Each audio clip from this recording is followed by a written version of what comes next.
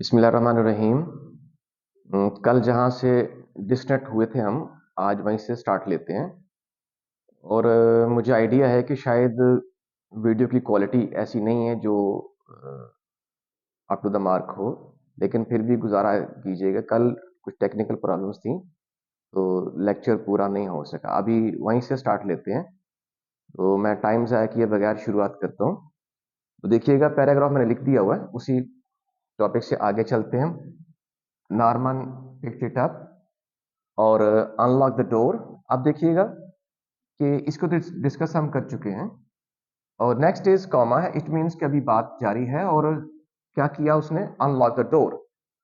अब फिर ये वर्ब की फॉर्म आ गई है, दरवाजे को खोलना। अब ये अमल किसने किया? जाहिर है ये नॉर्मा की ही एक परफॉर्म की हुई चीज है, वर्ब है ये। तो नॉर्मा ने इसको, अच्छा, ये अब second form of the verb है। और कल जो हमने डिस्कस किया था कि वो third form of the verb थी, और उसको जैसे मैंने कहा था कि पैकेज जो था वो सील्ड विद टेप था। और इट मीन्स के पैकेज एक ऐसी चीज थी जो डूअर नहीं है। यानी यहां पर तो डूअर है ना, ये परफॉर्म कर रहा है वर्ब को, और इसलिए second form of the verb है, क्योंकि इससे पहले कोई हेल्पिंग वर्ब नहीं आ रहा। तो नॉर्मा ने अनलॉक द डोर, दरवाजे को खोला। द डोर शो करता है कि आपका नाउन है और दी आर्टिकल आपका लगा हुआ है। फिर कॉमा है, इट मीन्स के कुछ चीजें, जो तीन चार चीजें एक सब्जेक्ट परफॉर्म कर रहा है, उसके साथ आप कॉमास का यूज कर सकते हैं कि अभी बात जारी है। And went in to the apartment. और लास्ट पे उन्होंने क्या किया? एंड का मतलब कि अब ये बात खत्म होने वाली है। और वेंट इनटू, अब ये जो went mean past indefinite tense, चला गया।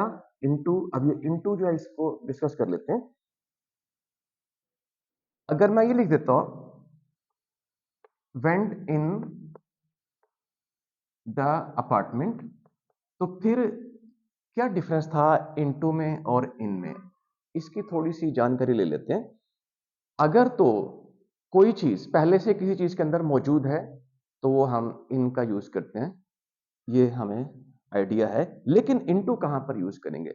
आप देखेंगे कि मूविंग कंडीशन में अपार्टमेंट के अंदर आना, इनटू का यूज किया गया है, प्रेपोजिशन इनटू। इसका मतलब ये है कि जब कोई चीज मूविंग कंडीशन में किसी दूसरी चीज के अंदर समा जाए, अंदर आ जाए मूविंग हालत में, तो वहां पर हम इन नहीं बल्कि इनटू यूज करते हैं। जैसे ही jump into the river.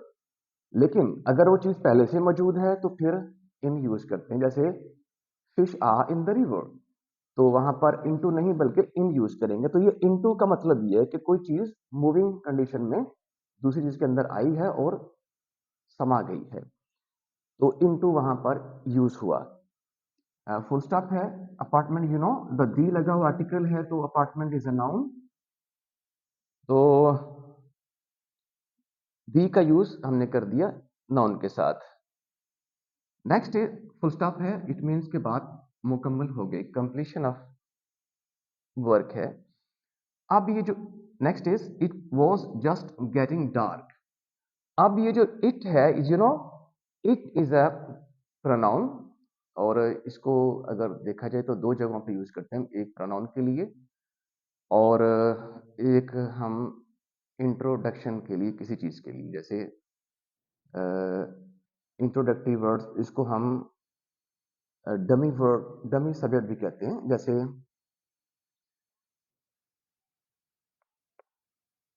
It is 9 o'clock, तो टाइम के लिए भी इसको यूज करते हैं और मौसम के लिए भी इसको यूज करते हैं। और ये इंट्रोडक्टिव वर्ड्स होते हैं। इनका अपना कोई मतलब नहीं होता, लेकिन इनको यूज करके हम एक सब्जेक्ट के तौर पर ले लेते हैं, जो कि किसी वर्ब के साथ सब्जेक्ट का होना भी जरूरी होता है, नाउन का होना जरूरी होता है। तो ये जो इट जो है, ये प्रोनाउन है, यहाँ पर प्रोनाउन है ये। और ये किसकी बात कर रहा है? ये डार्क, अंधेरे की बात कर रहा है। तो ये जो था, अब वॉज है तो इट मीन्स पास्ट है, और पास्ट के साथ हमने फर्स्ट फॉर्म का यूज किया हुआ आईएनजी के साथ। वही बात मैंने पहले की थी कि किसी पॉइंट ऑफ टाइम के अंदर पास्ट में कोई काम का होना, उसको हम यूज करते हैं आईएनजी फॉर्म के साथ पास्ट में किसी काम के होने के लिए, किसी ड्यूरेशन में, किसी टाइम के अंदर किसी चीज का होना पास्ट के अंदर, तो कंटिन्यूअस टेंस पास्ट का। तो जस्ट, अब ये जस्ट क्या है? जस्ट इज, इसके काफी ज्यादा यूजेस हैं, यानी इसको हम नाउन के तौर पर भी यूज करते हैं, एडजेक्टिव के तौर पर भी, एडवर्ब के तौर पर भी, और वर्ब के तौर पर भी आप इसको यूज करते हैं। लेकिन यहाँ पर क्या, यहाँ पर ये इज अ एडवर्ब है, क्योंकि ये वर्ब से पहले लगा हुआ है और इसको हमने एडवर्ब का नाम दिया। अब ये एडवर्ब जो है वो वर्ब की खूबी बयान करते हैं, वर्ब को क्वालिफाई करता है। और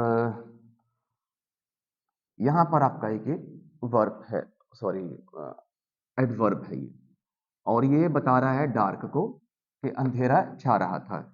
अब जस्ट जो मैंने कहा कि ये होता है कि अभी कुछ देर पहले ही कोई काम हो तो उसको हम जस्ट यूज करते हैं। जैसे ही जस्ट केम इन, वो अभी अभी घर, अभी अभी अंदर आया है। ही जस्ट लेफ्ट, अभी अभी उसने रवानगी इख्तियार की या चला गया। तो जस्ट इज जो वेरी नियर हैपनिंग होती है वो, उसको हम जस्ट के साथ यूज करते हैं, और ये यहां पर एज एन एडवर्ब यूज हुआ। अच्छा, ये जो गेटिंग डार्क है इसकी थोड़ी सी डिटेल मैं चाहूंगा। यानी ये जो है गेट के साथ हम डार्क क्यों लिखा हमने, वजह थी कि ये वर्ड्स जो हैं कुछ ऐसे अल्फाज जो किसी के साथ जुड़े होते हैं और वो कॉमन यूज में ही होते हैं। जैसे मैं कहता हूँ टेक एक्सरसाइज है, तो वहां पर मेक एक्सरसाइज नहीं कह सकते, वो टेक ही या डू एक्सरसाइज ही कहेंगे। तो ये लाजिम होते हैं दूसरे के साथ। और इसी तरह अंधेरे के लिए, छाने के लिए मैंने गेट का यूज किया, इसे कहते हैं कोलोकेशन। ये लफ्ज है कोलोकेशन। कोलोकेशन का मतलब ये है कि आप किसी नाउन एडजेक्टिव के साथ आप कोई जो वर्ड यूज करते हैं जो लाजमी होता है, उसके अलावा उसका मानी पूरी नहीं देता है, तो उसको हम कहते हैं कोलोकेशन। तो ये जो वर्ड है गेटिंग डार्क, ये पूरा एक ही वर्ड है और ये कोलोकेशन के ज़िम्रे में आता है, कोलोकेशन की कैटेगरी में आता है। जैसे मैंने मिसाल दी है कि टेक एक्सरसाइज का मतलब ये है कि आप वर्जिश करना, वर्जिश करते हैं, तो इसके साथ हम मेक एक्सरसाइज नहीं कर सकते, हाँ डू एक्सरसाइज भी कर सकते हैं। तो ये जो मैच करते हैं किसी वर्ड के साथ, किसी वर्ड का जो मैचिंग होता है और उसके अलावा उसका मतलब वाज़ेह नहीं होता, वो इनकरेक्ट हो जाता है, तो उसके लिए हम कोलोकेशन का यूज करते हैं। तो ये कोलोकेशन यूज हुआ। After she had put the lamp chops in the broiler. अब ये जो आफ्टर है ये आपका एडवर्ब है, क्योंकि ये रखने के बाद, कब? रखने के बाद। अब ये भी जस्ट था, ये कब का, वेयर का रिप्लाई है ना, तो वेयर का, वेयर का रिप्लाई होता है एडवर्ब। तो ये जस्ट बिन अभी अभी, तो जो कब, वेयर, सॉरी व्हेन, कब, अभी अभी, व्हेन का रिप्लाई है कब, ये अंधेरा कब जा, अभी अभी ऐसा हुआ। तो आफ्टर का मतलब भी है कब, वह, तो ये भी आपका एडवर्ब हुआ। जब उसने रखा तब, उसके बाद, कब, उसके बाद, तो व्हेन का रिप्लाई है, ये भी वन का रिप्लाई है, तो इसको हम एडवर्ब कहेंगे। नेक्स्ट इज, अब ये जो परफेक्ट टेंस है पास्ट का परफेक्ट टेंस है, इसी पॉइंट के ऊपर हम पास्ट परफेक्ट यूज करते हैं पास्ट के लिए, माजी में। और क्या, द लैम्प चॉप। अब द जो है ये क्या शो करता है कि आप आर्टिकल को यूज करें, उसके बाद आपका नाउन ही आना चाहिए। अब नाउन क्या है, लैम्प है कि चॉप्स है? दोनों ही नाउन तो नजर आ रहे हैं, लेकिन क्योंकि ये चॉप्स की खूबी है, लैम्प कौन सा चॉप्स है, ये टुकड़े कौन से हैं, गोश्त के टुकड़े लैम्प के हैं, लैम्प। तो टुकड़ों की खूबी बयान कर दी, लिहाजा यहां पर हम इसको एज एन एडजेक्टिव और एज एन नाउन भी यूज कर सकते हैं, लेकिन यहां पर हम जो नाउन के साथ चिपका हुआ है इसको नाउन मान लेते हैं, तो ये आपका एडजेक्टिव बन गया। तो टुकड़े कौन से हैं, किसके हैं, किसके हैं, what kind of chops are, lamp के टुकड़े हैं। और कहां पर, इन द ब्रॉयलर। अब ये इन जो है ये प्रेपोजिशन है, और ये आर्टिकल लगा हुआ, इट मीन्स इसके बाद तो लाजमी नाउन ही आएगा। फिर कॉमा आ गया, फिर कॉमा का मतलब अभी बात जारी है और उसी नॉर्मा की बात हो रही है कि उसने जब ऐसा किया तो शी सैट डाउन, वो बैठ गई। शी प्रोनाउन है, क्या किया उसने, सैट डाउन, नीचे बैठ गई। फ्रेजल वर्ब लगा हुआ है, तो डाउन प्रीपोजिशन है और साथ वर्ब के साथ जब जुड़ते हैं तो ये फ्रेजल वर्ब बनता है।